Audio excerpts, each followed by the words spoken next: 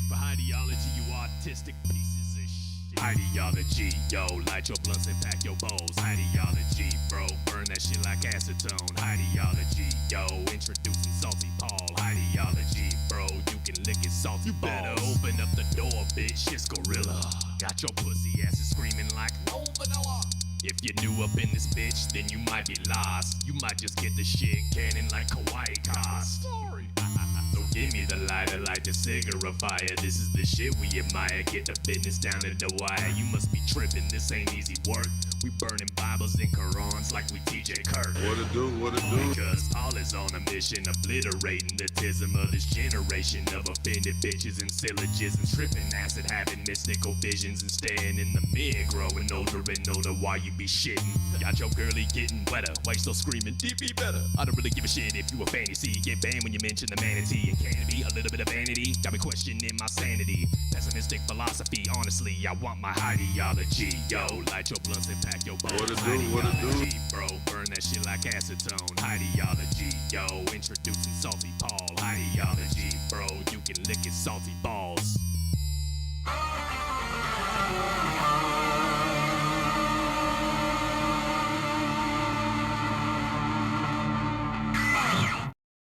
What's up, guys? What's up? You guys ready to, as Mickey Richards put it, watch a middle-aged man ramble about pointless nonsense and argue with his chat for hours? That's the best description of Highdeology I've ever heard. If I didn't know Mickey Richards already, I'd probably mod him for that, because goddamn. Unfortunately, I'm already aware of Mickey Richards. Already aware. Paul, it's the middle of the night? No, dude, it's the middle of the morning, bro. Don't you know? Aren't you aware? Do you have any irrational fears? Probably, yeah. Don't we all? Don't we all have them? You're very ready. In fact, you're wearing your dunce cap. Good, good. You're probably going to need it. Middle of the afternoon in the UK, yeah. Well, it's like 8:30 in the morning here, something like that. I went to bed kind of early last night, I guess. Who's the small blonde cow child? That's me, dude. That's Paul's ego. That's little Paul's ego. You sound a little sick. No, I should be fine. It's probably just morning, you know. Wake up and have the rasp of old age. No, I feel fine. We're on the same schedule now. Not for long, though. My schedule constantly rotates and updates itself. I thought that looked like Scotty, TBH. Who? Where? Who? What? Just, yeah, you know, little crusty in the throat, in the throat.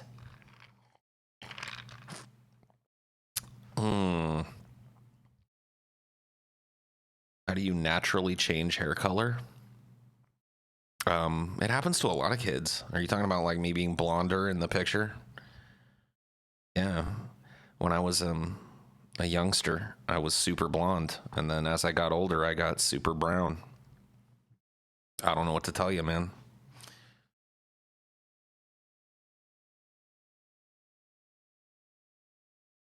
It's pretty normal. I know that's what I assumed too, but I don't know. I'm getting grilled today. Is your handwriting awful? Yeah, it is. I could probably go get a pen and show you guys. I mean, it's pretty bad. It's like chicken scratch. I never learned to write right. I hold my pencil like I used to have a teacher that said I held my pencil like a monkey. If I had I don't have a pen around here. But yeah, I used to have a teacher that said I held my pencil like an ape. So I guess I never learned to hold the pencil right. Never learned to write well.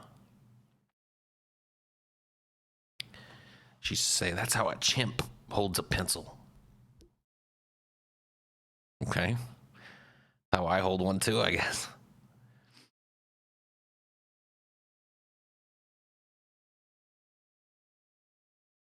Don't listen to the degenerates, Paul. You are a god.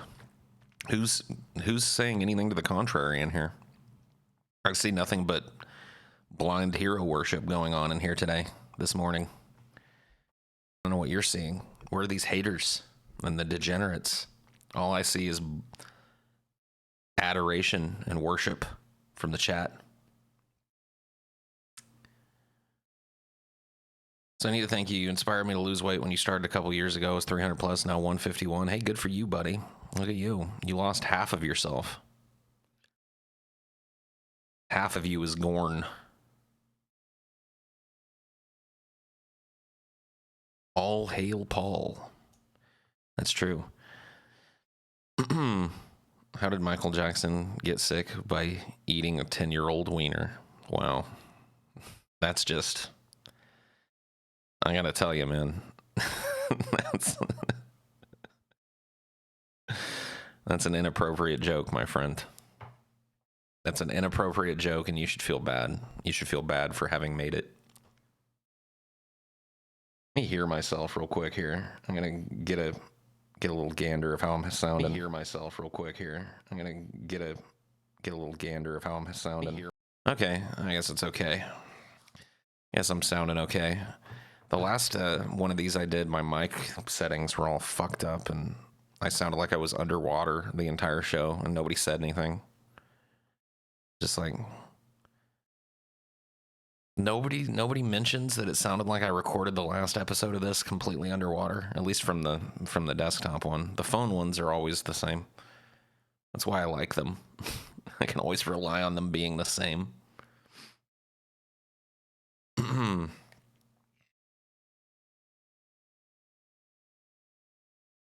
Oh man, is this our first fucking sacrificial lamb of the day? I think it is. Time for a timeout. What should prison be like? Removal from society, rehabilitation. Those two things, I think that's about as simple as I can get. You should put on the underwater background. Don't tell me what to do. Don't tell me what to do.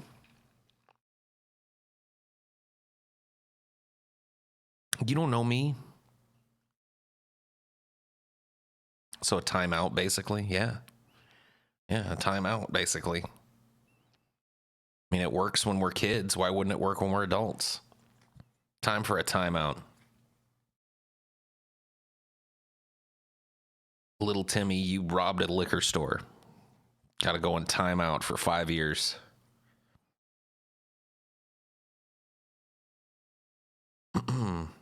Paul, being in my junior year of college, you were right that people have no social skills nowadays. 50% of my classmates act so awkward and act like they can't interact with someone. I mean, I don't know. Has it always been that way? Has there always been about half of society that's incapable of interacting? I don't remember it being that way, but that might just be like rose-colored glasses or whatever. You know what I mean? I really do get the feeling that people are having a harder time interacting these days.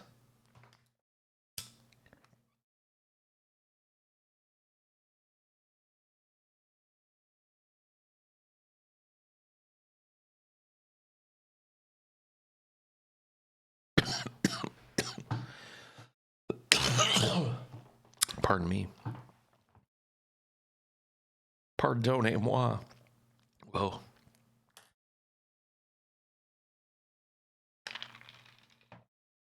I don't know how the bacon's doing. Let's take a look. Still sizzling away, man. Still sizzling away. Starting to get some good color, though. Starting to get some good color. Whoa.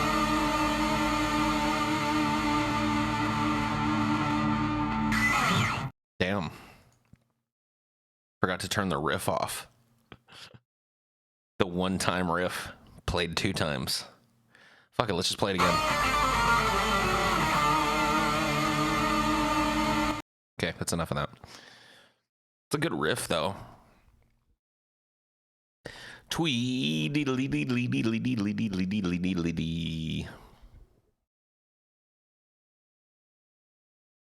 That riff made me cum poop. Cum poop? Is that a thing?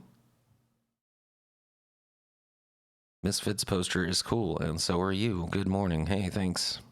Thanks, pig. Hey, pig. Yeah, you. Digging my hat. Everybody digs this hat, man. I get more comments on this hat than any other hat I have, man. If I wear this hat out, somebody's gonna say, "Man, that's a cool hat." I don't know why. People love this hat. They love my slave beanie.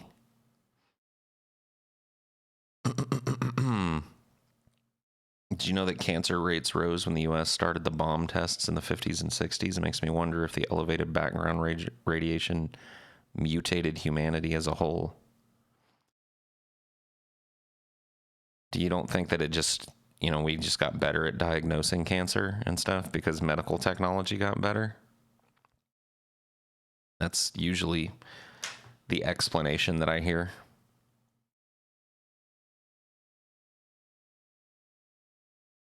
I know someone who has a handmade Misfits leather jacket with like 300 safety pins in it. Cool. Like, is he hard to hang around with? Is that person hard to hang with?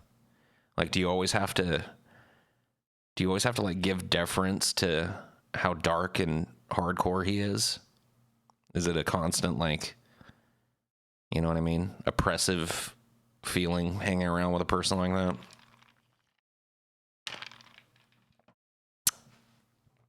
What other hat's offensive?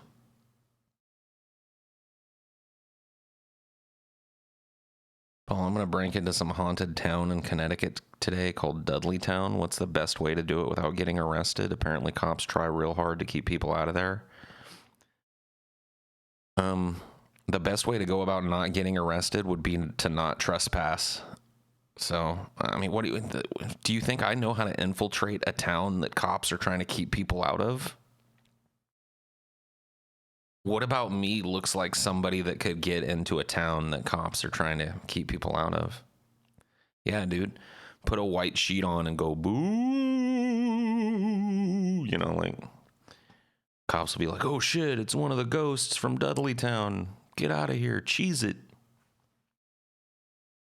I don't know how to help you with that, man. Good luck, though.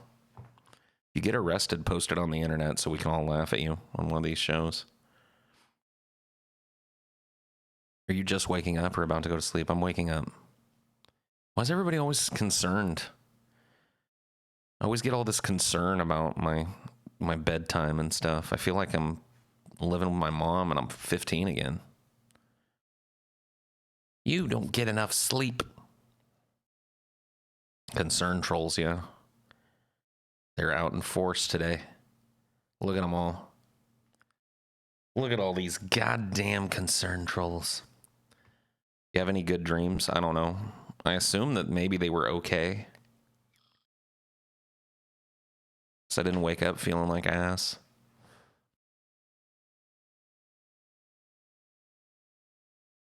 You need your rest, PJ. Just leave me alone, man.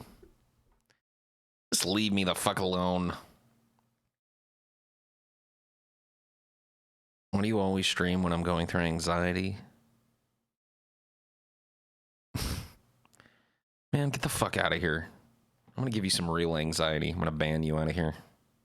What a dumb question. I once had a nightmare that the genie threw me out of a helicopter and laughed as I fell. What am I supposed to do with that, dude?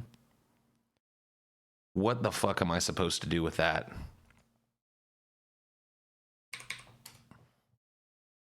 What's going on in the world today? Lawmaker gives heated speech over gun bill before storming out. Whoa. Let's see. Let's see what's happening here. I'm talking about my son's life.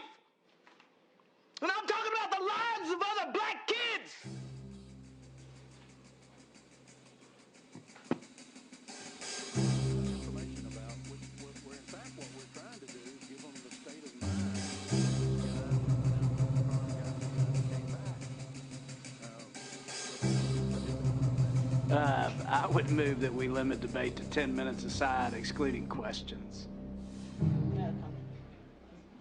Quickly. I'll be as quick as I can, as quick as it takes to kill somebody, I guess. You want me to be that quick. But, you know, as Miss Fletcher pointed out, and it doesn't take much to look on the local news every night and see how many black kids, black boys, black men are being killed with these stand-your-ground defenses that these people raise, and they get off. So I take issue with that. I'm the only person here of color, okay? I am a mother, too. And I have a son. And I care as much for my son as y'all care for y'all's. But my son doesn't walk the same path as yours does. Senator, you need to stop. No, I don't. Yes, you do. No, I don't. What the hell you gonna do? Shoot me? Senator. Senator, what the hell? I'm telling you, this deserves more attention. I am upset. You need to be upset somewhere else. No, I don't. I got a right. I'm an elected officer just like you.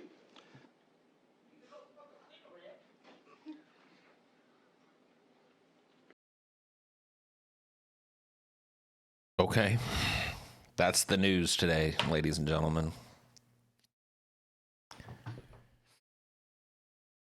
I like that the impassioned speech makes the news, but the bill failed. Wow. This is what we get instead of legislation to handle these problems with guns. We get these news stories where it's like, politician gets crazy passionate talking about guns. This is our consolation prize. Our consolation prize is, you know, we get to all stand around and talk about what a good speech this woman made and what a stand she took. But when it comes to the actual legislative process involved, the bill that, you know, would have helped to, you know, limit these types of defenses in Arkansas failed. So no actual change, but a feel-good story. She was too much to take serious. That's a problem today. That's a definite problem. Is like, I feel like there's a social awkwardness that kind of hangs over the current generation and maybe the generation that preceded it that makes us, you know, people used to appreciate passion in politicians and public speakers. They used to like it when somebody gave a barn burner of a speech like that, or allowed their you know, emotion to tinge their argument a little bit to push the importance of a subject. People don't like that anymore. Now, if you get worked up, it makes people uncomfortable. You know, they're just like, oh, if I were in that room and that person was yelling, I wouldn't know what to do, and it makes my tummy feel weird. Poopy. Just another shitty aspect of modern life. That wasn't just passion, that was awkward anger with irrational points. Okay. Fair enough. You still have to be impassioned with restraint. Says who? Says Hoppa J-Mac?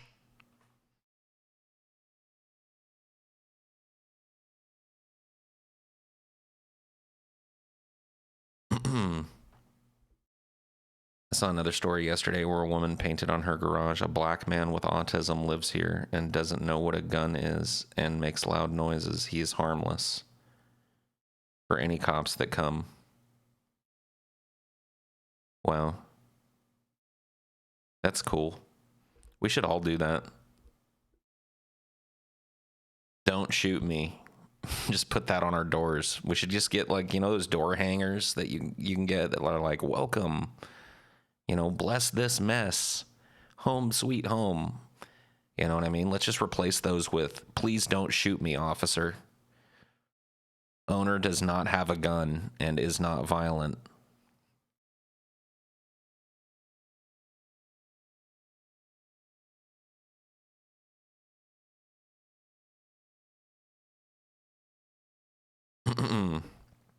tone policing. Everybody's, here we are, to 5 minutes maybe into discussing this, and we're all talking about, how uncomfortable it makes us feel when somebody gets passionate about something. That's what the takeaway for a lot of people was from that story. Was like, oh, how uncomfortable to see her not following the rules.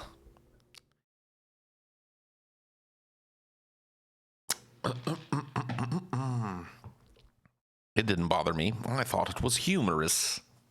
It was humorous.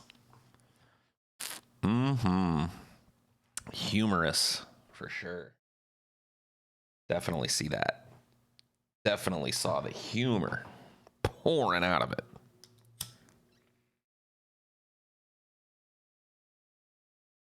I thought it was funny.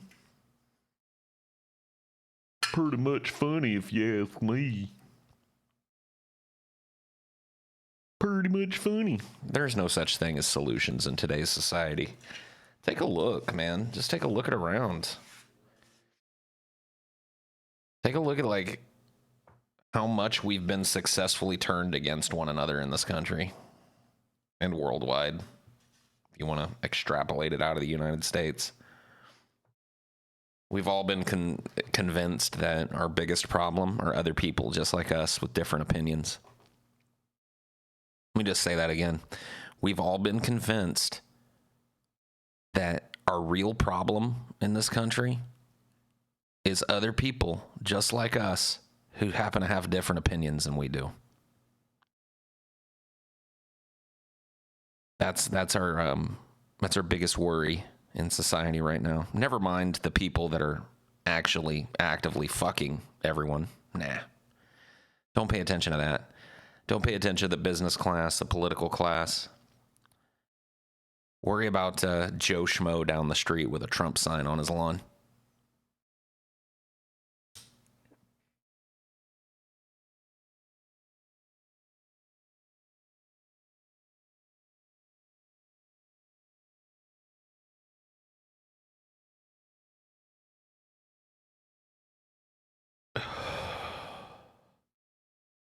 The problem is the machinery in the background behind the cardboard cutout president that everyone throws tomatoes at. Yeah.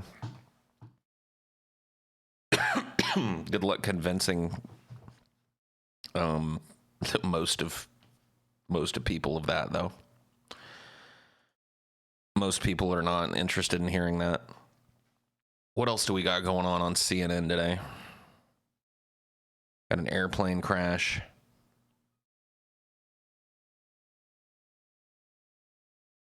What else? It looks like it's a slow political today, huh? Let's see. What if I click on politics up here? What do we got? Biden and Sanders are the likely front runners. Two ancient old white men are the best that we can do. Two ancient old fucking septuagenarian pluses. That's another thing that I bring up that, people get mad at me for. The simple fact that we know that people slow down with age. And the fact that for some reason we're skewing older with presidents now. We have Donald Trump, who was the oldest president ever to be sworn in. And then the guys that we're, looking to replace him with possibly on the Democratic side would all break that record again. Uh-oh.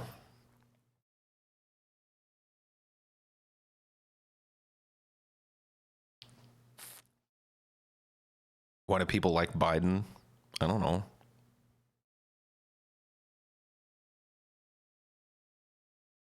Yeah, dude.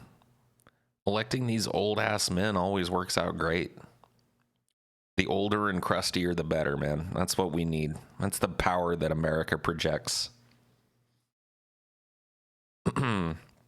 We are a people who chooses, fucking old, hobbled, should be retired men to lead us. Because we don't have young, vibrant politicians with new ideas and fresh ideas. We don't do that anymore. Who's the oldest fuck on the planet? Let's just make them president, you know? Maybe we should just get rid of this whole election thing and just make the oldest motherfucker ever. You know, whoever the oldest person is in 2020. There you go. Gang. You guys, like, I mean, I kind of like that Andrew Yang talks about some of the things that other politicians don't talk about, but there's absolutely no chance for Andrew Yang to serve as president of the United States. Say what you want about Trudeau, at least he's not 103. Well, you know, if you'd be told that that's not an argument, that it doesn't matter, that all that matters is policy and how a politician acts when in office, and, you know, whether or not they're 100 or, you know, 15 doesn't matter. I think that's a silly perspective. Ignores a lot of the nuance in the argument when it comes to just what we know about how people cognitively change when they age. That's what was said of the current POTUS, Paul. You got me. Yep, Andrew Yang is definitely the next Trump. He's going to charge up the back line and save us all from ourselves. Is it like cathartic to engage in these fantasies every election season? I don't do them. I don't do it, so I don't know. But I kind of do wonder, is there like a certain amount of catharsis to going like, Andrew Yang's going to be the one that saves us. It's all going to be different if we just elect Hillary Clinton.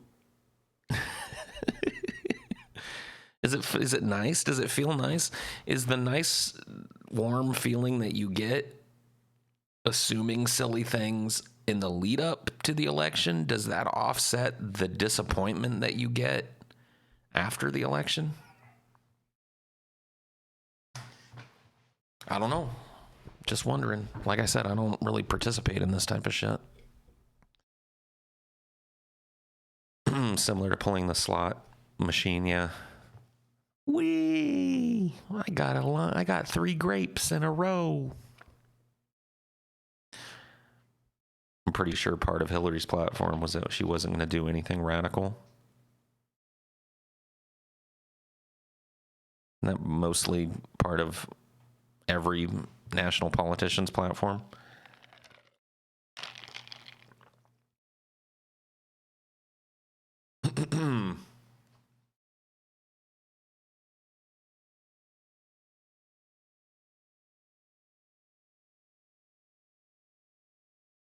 The fact that the issue of UBI will now be in the public consciousness. Andrew Yang isn't even in the public consciousness, bro. I hate to fucking tell you that. The candidate that you're talking about is not even in the American public consciousness, much less his positions. Sorry.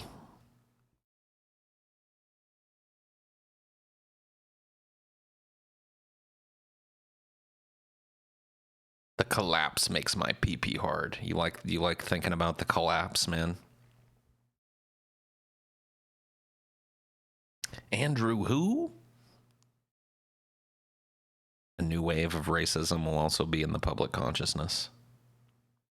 Oh, you think that like there's going to be all like some anti-Asian racism is going to crop up because of Yang? Probably. Probably so. You're probably correct about that. Here's our collapse of civilization manifesto.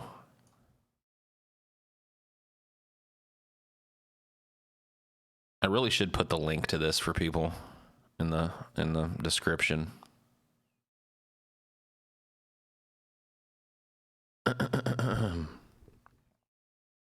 Because, I mean, it's just a pretty damning collection of evidence. This is like it's like an Imgur gallery filled with links and pictures, graphs, and shit. Let me just throw this in the description for anybody who might be interested in it. Let's see. Let me put this back up for a minute while I'm handling this. Tweedly deedly deedly dee. Tweedly dee.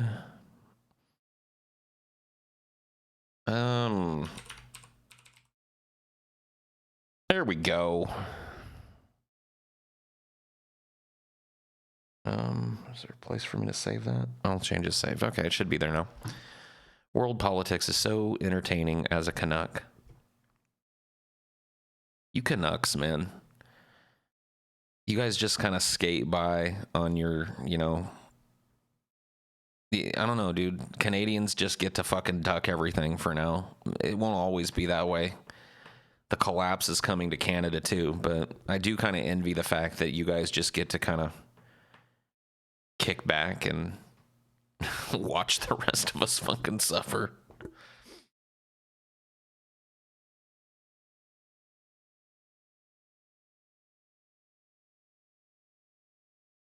Do you think your ideal candidate will ever exist, Paul, at least in our lifetime? I mean, if you listen to me talk, you know that it's less about an ideal candidate and more about me having no faith in the current system, right?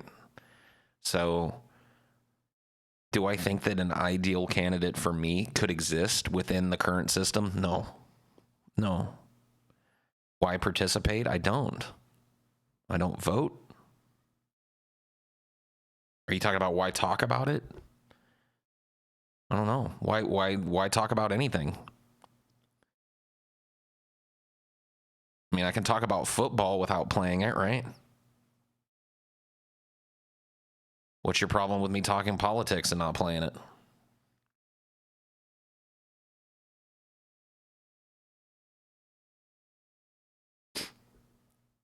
Paul's ideal candidate would be horrible. Yeah, you're absolutely right, man. It would be terrifyingly bad. It'd be terrible, man.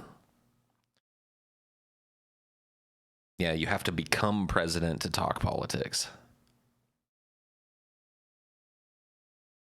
What system would you want to replace the current one? I'm not sure I 100% know the answer to that question. In the same way that our modern system of democracy didn't exist at some point and then was conceived of, I think that we need to conceive of a better way of governing ourselves. A new system, yeah. I don't know that I'm the smart guy that's going to come up with the particulars of a new system, but I don't think it's silly to hope for one. After all, every system of government that's ever existed was at one point a new system, a new idea. I think that's what we need. I think we need a new idea.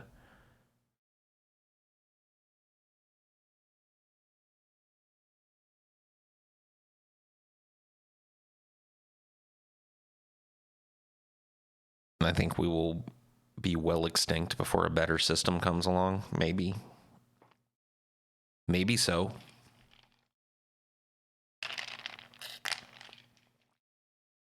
A more authoritarian system? I don't know. Maybe. Yeah, maybe a little bit of authoritarianism. Mixed in. Maybe that is necessary. I don't know. Like I said, it is for smarter brains than I to come up with the particulars of brand new political systems. Something sustainable means going things more subtle. People do not like that, so they suffer till they get it. I'm not sure I understand that sentence, bro.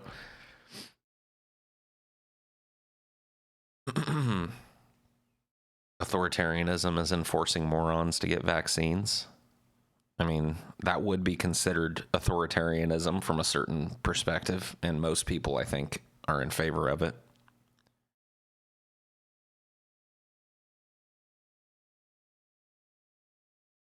I mean, here's the problem.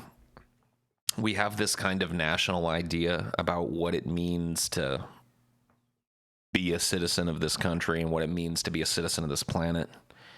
And some of the things that it involves need to be wadded up like a piece of paper with a bad idea on it and thrown over our shoulders so we can move forward.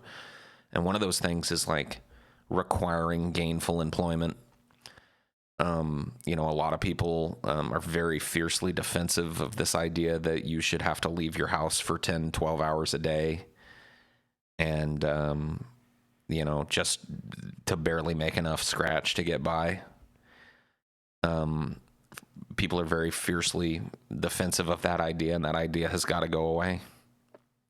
You know, we've got to come to some sort of realization that the old way of, you know, forcing labor out of people in order to put food in their mouths, and it's been done in various ways over the history of, you know, humankind. Capitalism is just the latest.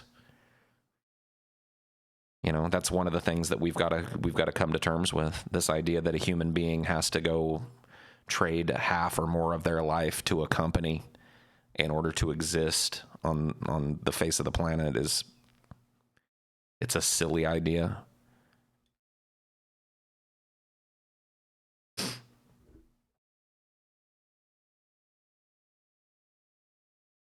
America needs authoritarianism now more than ever, and I'm a libertarian. No step on snake. It annoys me when people who don't want to work and are called lazy, but there's lots of good reasons to not want to do a shitty job. I mean, laziness is one of those things that it's a catch-all term, right? It's a catch-all term that's thrown at people that allows you to just kind of dismiss their entire existence. I'm not talking about laziness. I'm not, you know, I've worked a job my entire life, you know, so I'm not one of these people that's like, you know, advocating for this type of system while grifting off of it. You know, I've always been gainfully employed since I was 18. And I just don't think that the system produces happiness. I don't think that the system produces, you know, well-adjusted people. Elite Mathlete says, you have a job? Yeah, my job is shit canning stupid fucking idiots like you. See? There you go. And he's gone. I'm a magician. I make retards disappear. Dun dun dun dun dun dun.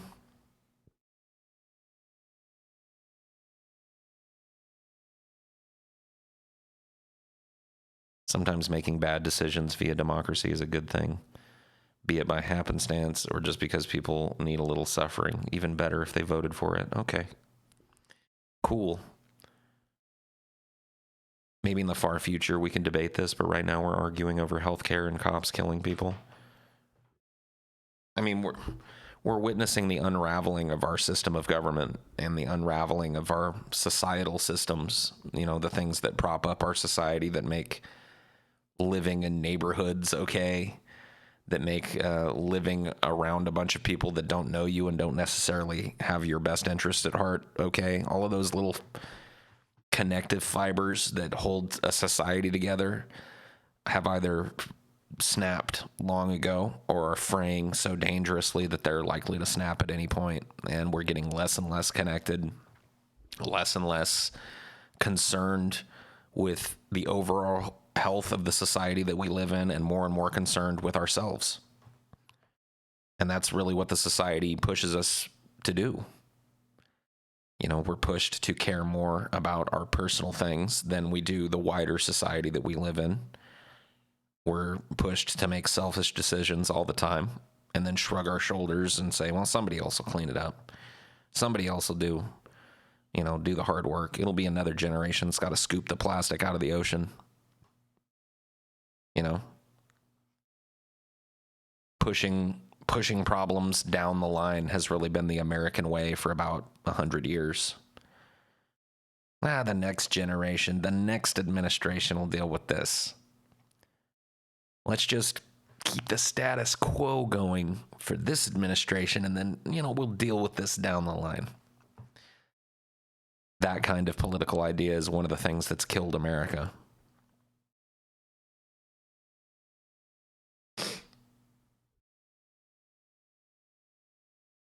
The rise and fall of great societies and empires happen in waves, followed by evolution in thought and organization. I mean, if you learn from history, then yes, you're right.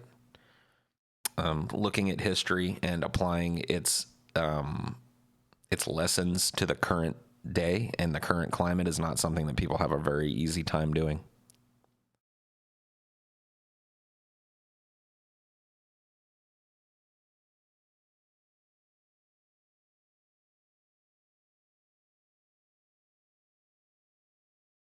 Maybe we'll just become hermits and eventually we'll become a non-social species that spreads amongst the cosmos because we're sick of each other.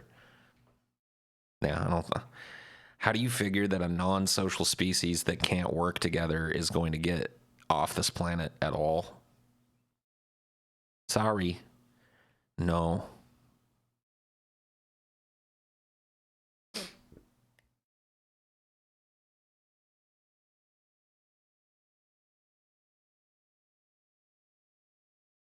Bootstraps. Grab your bootstraps.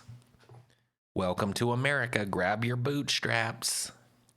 This collapse will be different than the Roman Empire. When people use up our resources, there won't be ore on the top surface for new generations to use. Well, every civilizational collapse is different. It's unique regionally. It's unique culturally. So I'm not saying that, things are going to go exactly how they went during the collapse of the Roman Empire or during the collapse of the Egyptian Empire, or any of the empires, the Greek Empire, well, I guess they didn't really have an empire, but this Greek civilization, like we can learn lessons from these and we can certainly see analogs in our own time, but we're in a different position geopolitically now than any other society has ever been in. We have weapons now that are absolutely unthinkable. I mean, just think about it.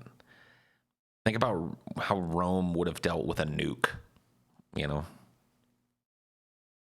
We've certainly got our own modern problems to deal with.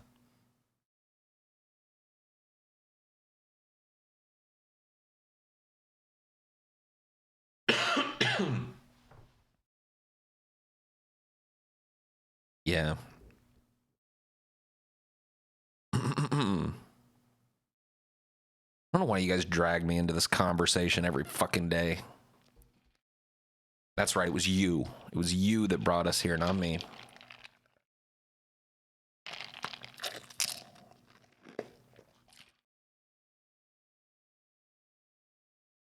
What's my favorite Alejandro Jodorowsky film? Probably Holy Mountain. I like El Topo a lot too, though. It's a really cool acid western. So I don't know. I like Jodorowsky's weird aesthetic.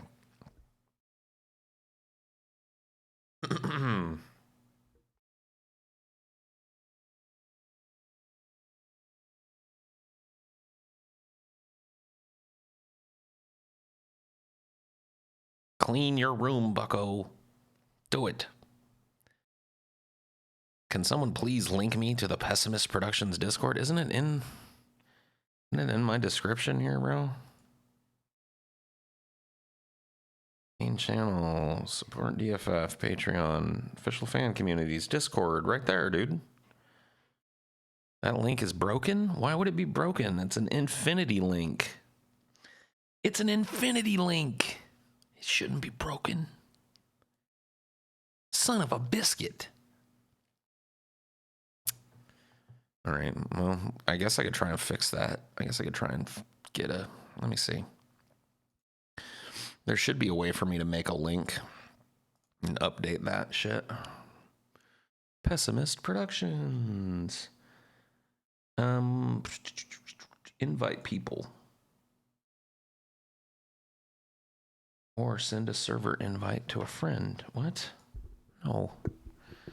That's not what I want to do.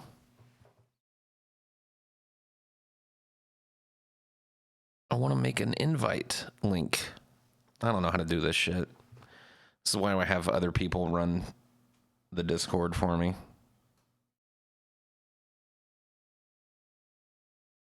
Your invite, edit invite link. Okay, there we go. Invite link expires never.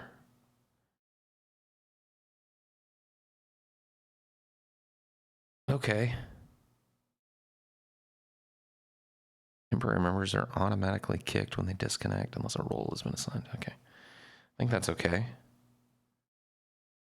And then if I do this.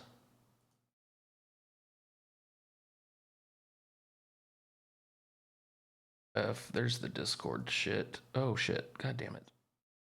Tiny. Okay. Discord. There we go. That should be fixed now. You have no drive? What? I just fixed the problem. Why are you shitting in my front yard, Isaac? Why are you shitting in my fucking front yard, Isaac?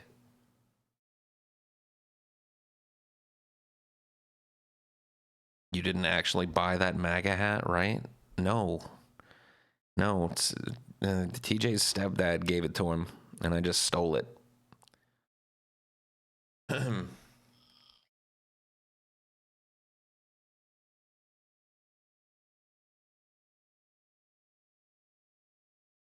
Damn, Isaac, what kind of joke is that? That's not even a funny joke to say somebody has no drive. It's just a mean statement. Isaac. Dude, is that Tommy? What's up, Tommy? How you doing, man? How in the fuck are you doing, Tommy? What has been up? Been okay, man. I've been okay. You know, ups and downs, strikes and gutters. I miss Tommy, man. I like chilling with Tommy. It's one of those things, you know, that like, I'm bad at being a long distance friend. I'm just really bad at it, you know, but I got to meet Tommy at one of our meetups, and I just knew, you know, he's one of those dudes. I was like, you know, if we didn't live across the planet from one another, we'd be buds. You know, we'd be chilling. We'd be kicking it. You know, I'd be drinking beers with Tommy and snorting cocaine out of a stripper's ass crack with Tommy and shit. You know, we'd be doing just, you know, bro stuff. Bro stuff, you know?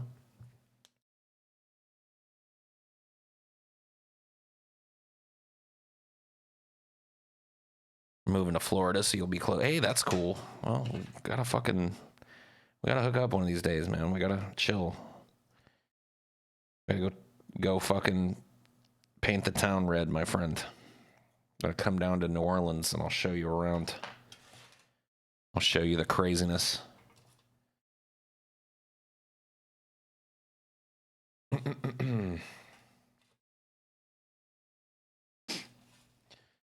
Wee lady.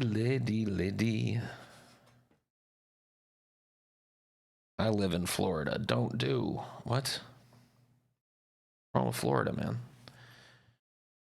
I like Florida.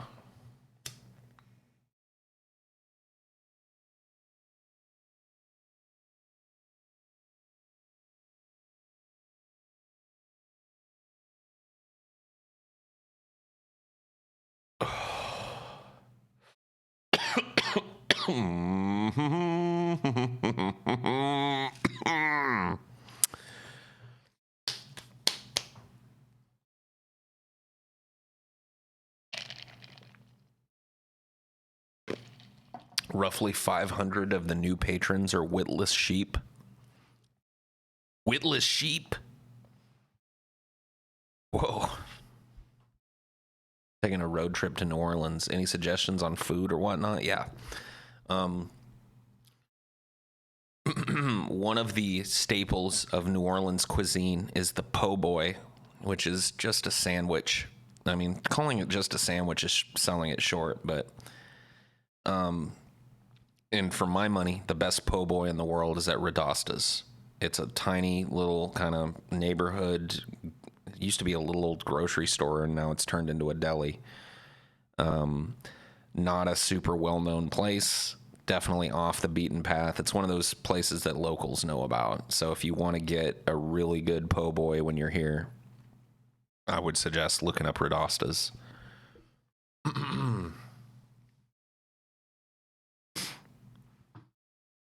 Live in Connecticut and see what they say about this state. Yang is like Bernie, but younger.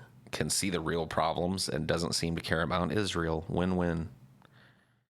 Man, the Yang gang is out in force now, man. What the fuck is a po' boy? It's a sandwich. It's on like I'll pull up a picture of you for you guys. In fact, I'll pull up a picture of a Radastas po' boy.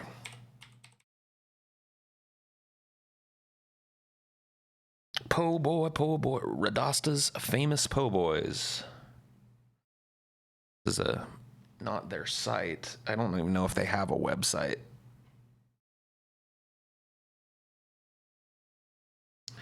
Here, let's throw this up. And I'll bring down the chat so you guys can see it. Yeah, this is Radastas. See if they've got some pictures of the food. So this is gumbo.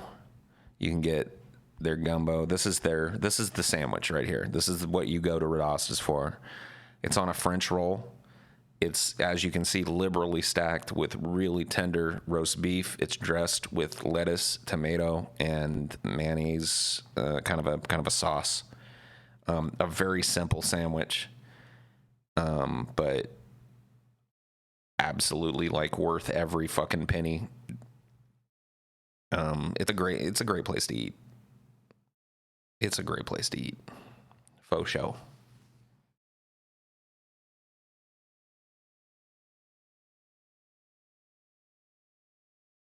Never had a po' boy? Well, when you come visit, Tommy, I will take you to Radastas. We'll go there. We'll order it up. We'll get ourselves a couple of full-sized roast beefs dressed. Go grab a couple of beers from the freezer, and we're just going to sit down. And it's like going to church eating that food, man. I'm telling you. The pictures don't do it justice either. I mean, you could look at it all day and not appreciate it.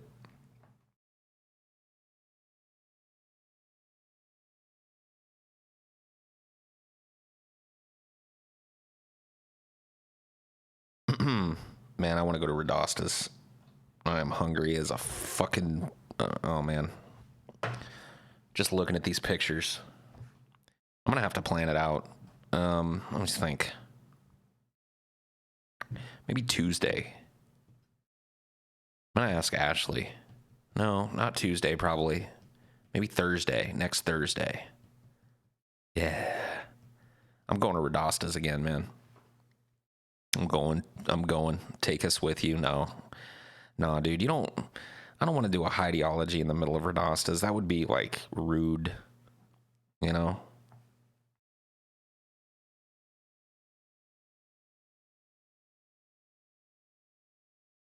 I hear the shrimp there is a cut above most places. I mean, the shrimp anywhere in New Orleans is a cut above pretty much everywhere else in the world. I liked shrimp before I lived here. And then when I ate the shrimp that comes out of the Gulf here, I realized I'd never really had shrimp. Does it have food delivery? No. No, it's a little neighborhood restaurant.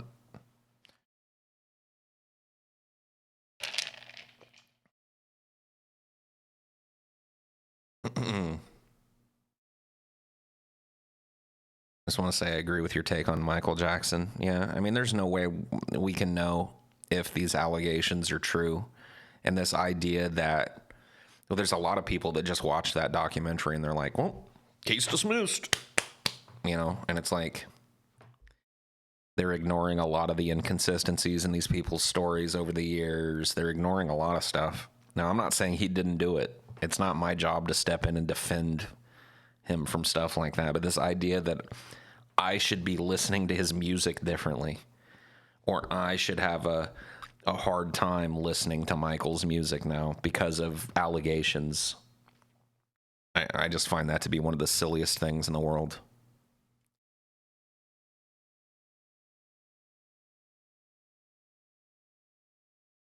Like, even in a world where there was concrete proof that he did these things, his music would not be any different to me.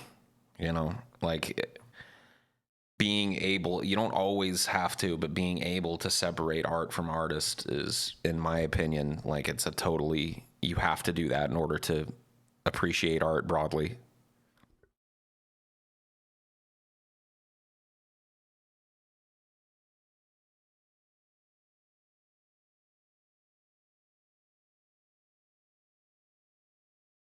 You're still listening to R. Kelly.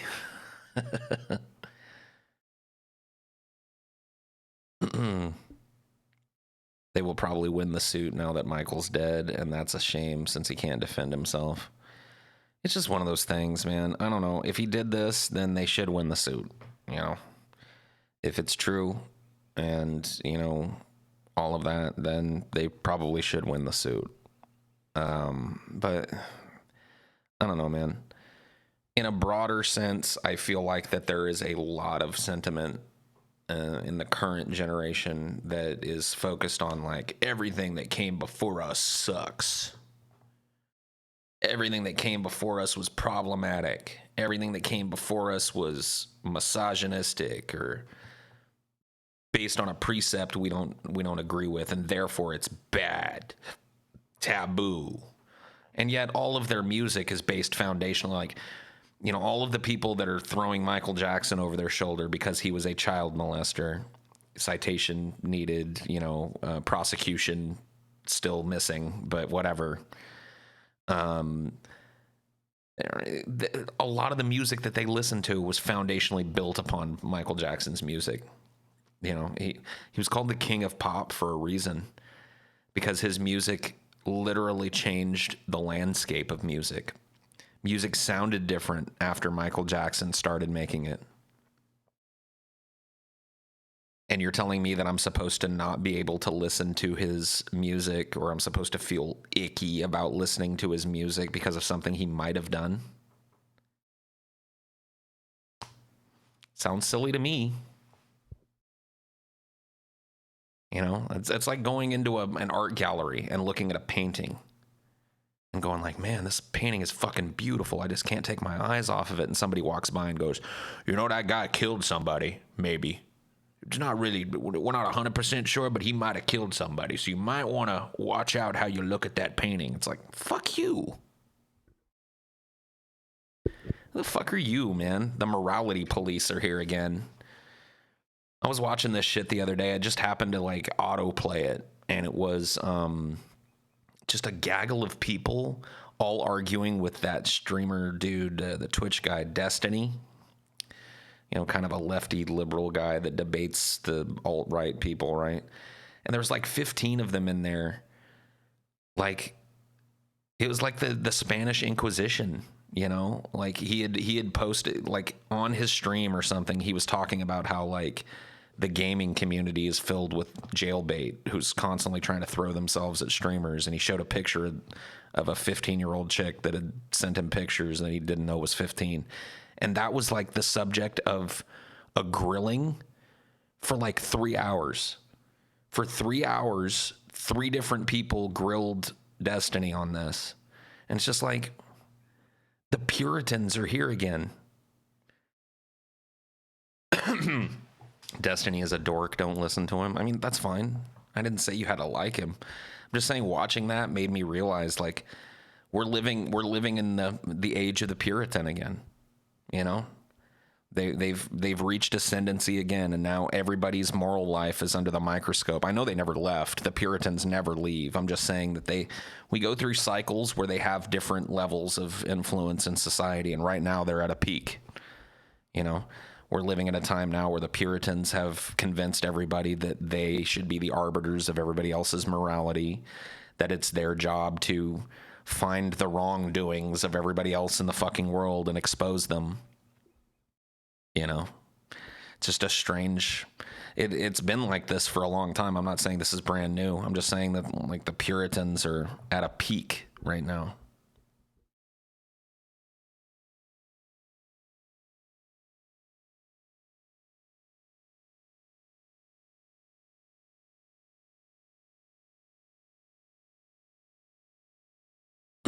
What's your opinion on guitarist George Harrison? We're talking about Beatles guitarist George Harrison. I don't know. I don't think he's over or underrated. How's that? I think he's rated right about where he should be. Paul, I think out of the three of you, you hate Black Panther the least. Maybe. I don't know. How would I quantify that? Define the Puritans. Well, the Puritans are people who feel that it is their duty to examine the moral landscape of everybody's life and place themselves above that person due to their moral purity. That's a Puritan. So to argue that a person, because they may have done this, or because I think they have done that, or because they did this, is now a person who is less likely to make a good argument. How do you even track that? What do you mean, how do you track it? Do you exist on the internet right now? Do you not see the constant witch hunts that go on? Do you not see the entire... Like, look at Andy Worski. Andy Worski, I saw somebody sent me an article about him where he's in trouble, I guess, because he was showing a bunch of underage girls on his show in an attempt to be a pedo hunter.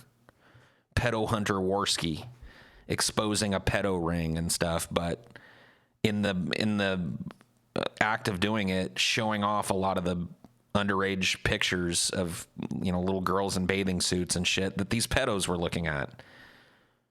It's like, oh my God, dude. Like, who appointed Andy Worski the pedo hunter? Like, don't we have an FBI for that? Don't we have like a law enforcement community that does this? No. Now we've got this, like, you know, online group of vigilantes who's running around slinging pedo accusations every fucking which way. Like, who elected Andy Worski the pedo hunter? You know what I mean? It's just like, I don't get it. That's what I mean when I say the Puritans are back. That's content now. Content now is trying to find moral failings in other people and expose them. Hello, Puritans.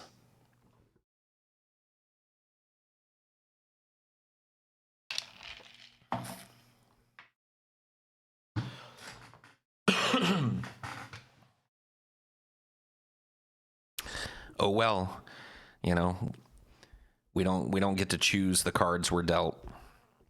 We don't get to choose the time in which we live. So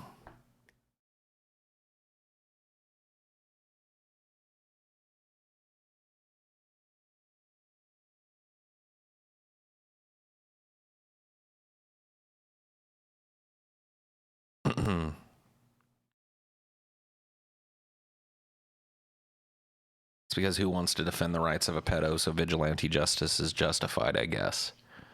Well, I mean, there are a number of people who would defend the rights of an accused pedophile. You know, we have lawyers for a reason. And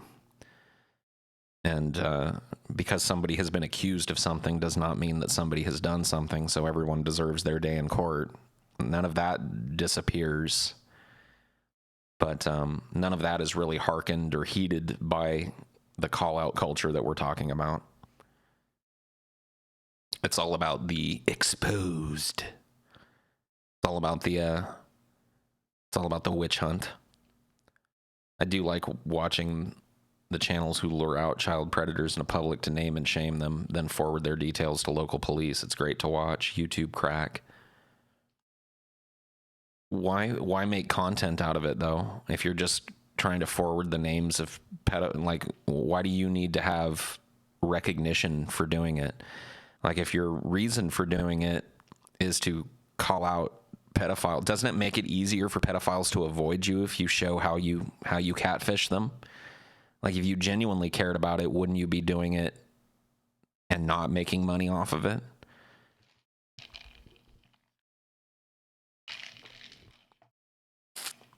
Just seems like something that doesn't require a YouTube channel to do, you know?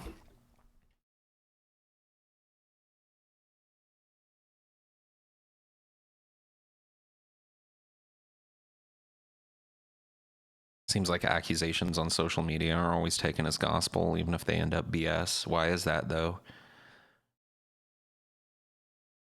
We live in a time now where the first thing to hit the presses becomes truth forever.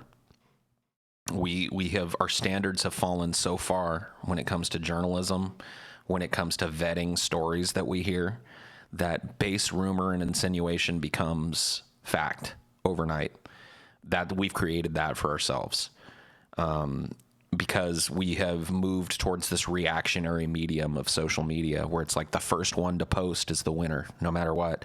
If you're the guy that breaks the story, even if the story turns out to be true or totally false, it doesn't matter. You've put yourself in the position of the winner. We've all created that. We all have a hand in that.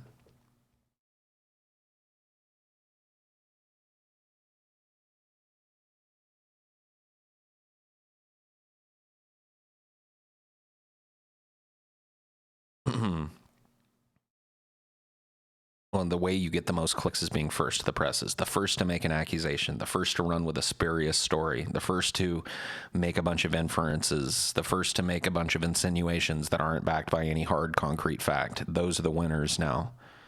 The loser, of course, is the rest of us and the truth, in that order, or maybe in reverse order. I don't know. I guess that depends on your fucking opinion.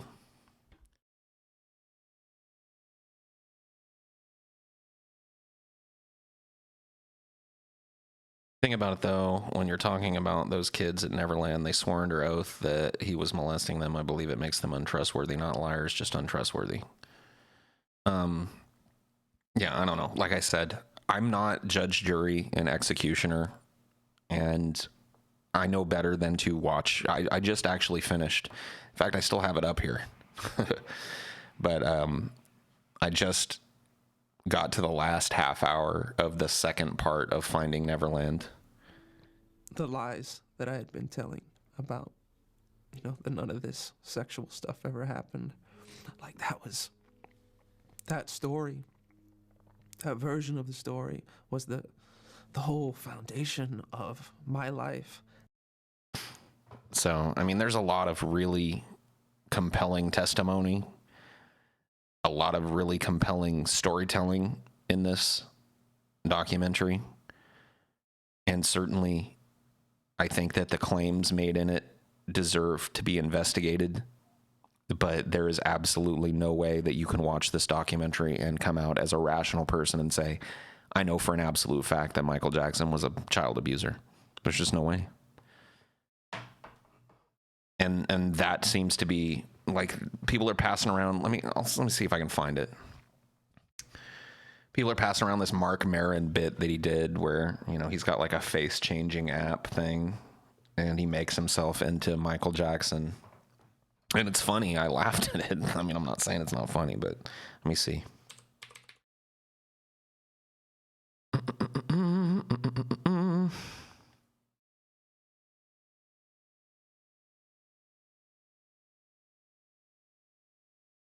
Let's see.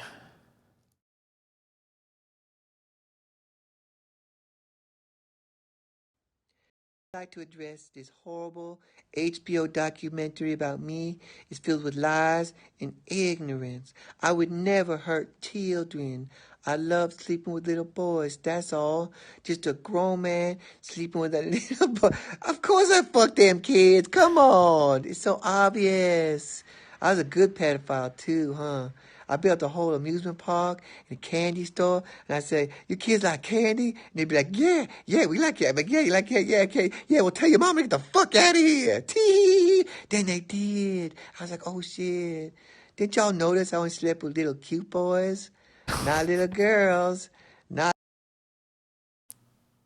What happened? little ugly boys. Just cute little motherfucking tight-ass boys. Well, better get back to heaven. I got in because I apologized right before I died. Damn the rules. Bye. So, this is the new way that people are going like, yep, we know for sure that Michael Jackson raped a bunch of kids. Let's just post this up.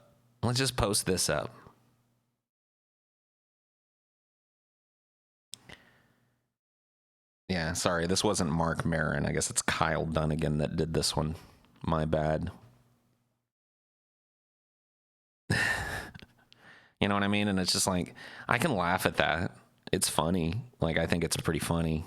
But as far as like using this or this type of sentiment as a way to say that I know for an absolute fact that this guy diddled kids is, I don't know.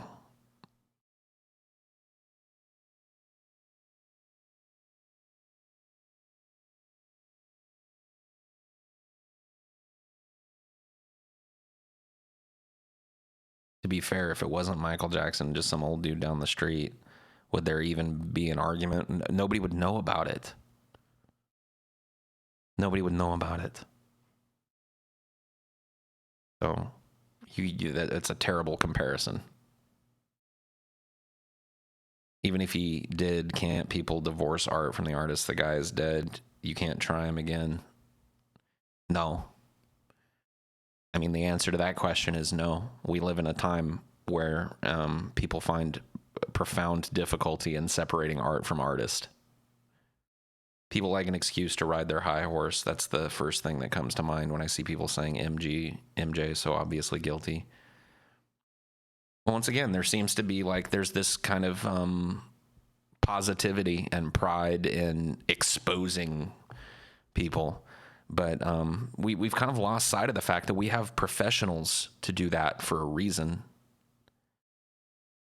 You know, law enforcement, say what you want about them, and I'm not saying that law enforcement is always fucking perfect, but law enforcement at least is trained and sanctioned by society to investigate and prosecute these crimes. You know, now we've got an entire fucking group of people who feel like they're law enforcement, and they're digging through everybody's shit looking for anything that they can make an insinuation with. That's the culture we live in now. You know? And this is just an example of that. I mean, there are just hundreds and hundreds of thousands of people who think that they know absolutely for 100%, certainty that Michael Jackson was a child predator with no evidence other than accusation. And if Ethan Klein, who retweeted and posted this at the top of his Twitter, if he was accused of being a pedophile and a video like this came out about him, he would want people to look past it and look at the facts and wait for the facts to come in. He would want people to wait for his trial and wait for him to have his day in court before they make up his mind about him. But because he's not in that position right now, it's very easy for him to throw another person's face up and throw pedo accusations at him.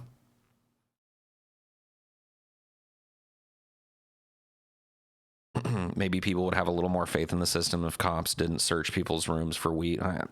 I just told you, I'm not making the argument that cops are, perfect, or that our system of law enforcement is perfect, but I think that I trust the FBI to investigate child predator accusations more than I trust Ethan Klein, Kyle Dunnigan, and the internet lynch mob that has decided that because they watched an HBO documentary, Michael Jackson definitely raped children.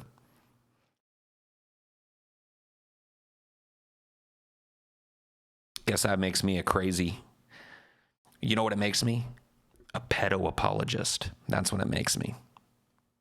Waiting for the actual facts to come in before I make a call about somebody's life makes me a pedo apologist.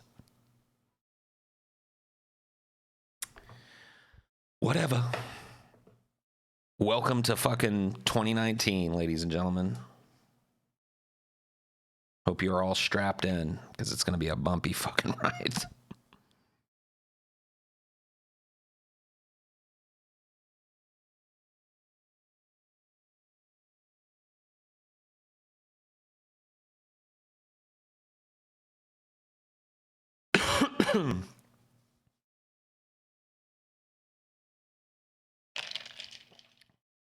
The only thing in dispute is what the kids truly experience. So yeah, it's pertinent information.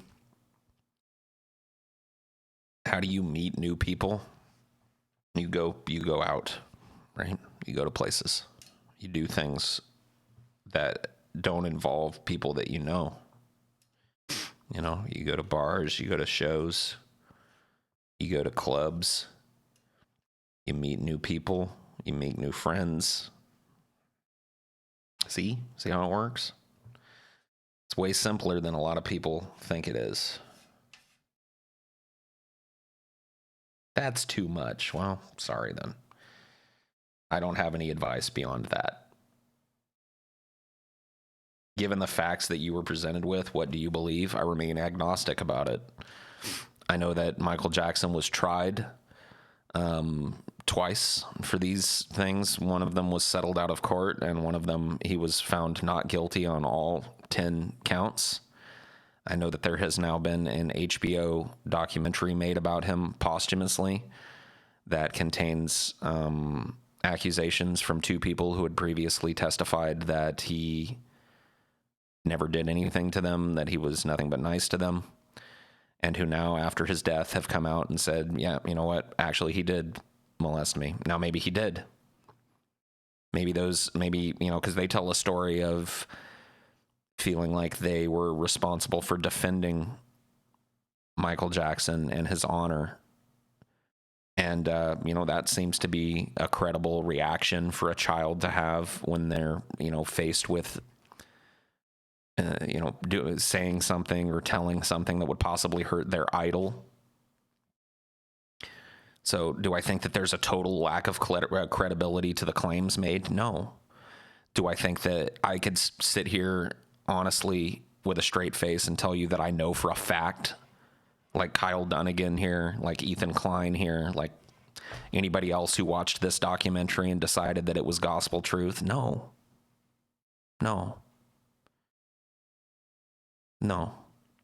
Accusations are just that.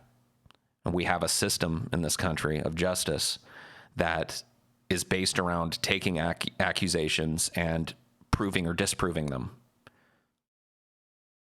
And a documentary film is not a part of that process. So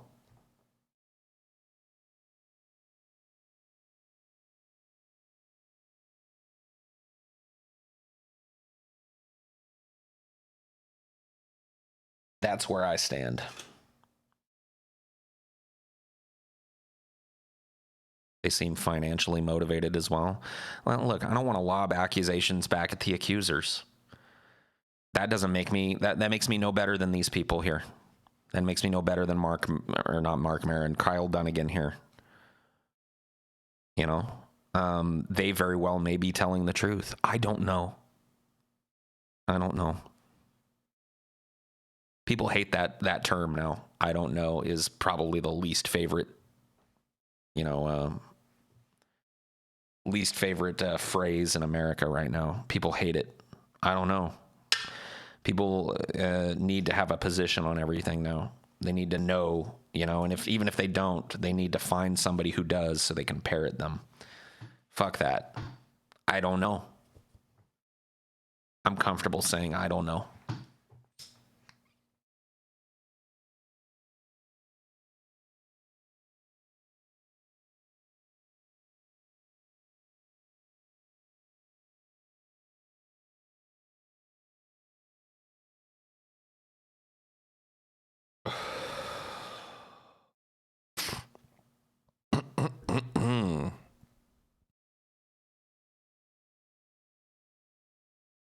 I don't know. Maybe I should just maybe I should start classes. I should start, you know, instead of just bitching, I should start teaching. I don't know class. I don't know. Teaching you how to not overextend your opinion.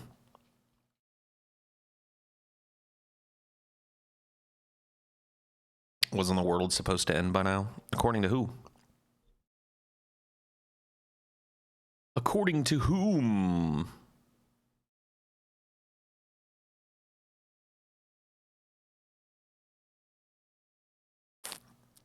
Wow. All right. Well, I guess this chat has died. I guess the show has reached its logical end. I'm going to go ahead and end it now. Thank you guys for watching. I'll see you next time, I guess. Something like that. Yeah, right. Bye.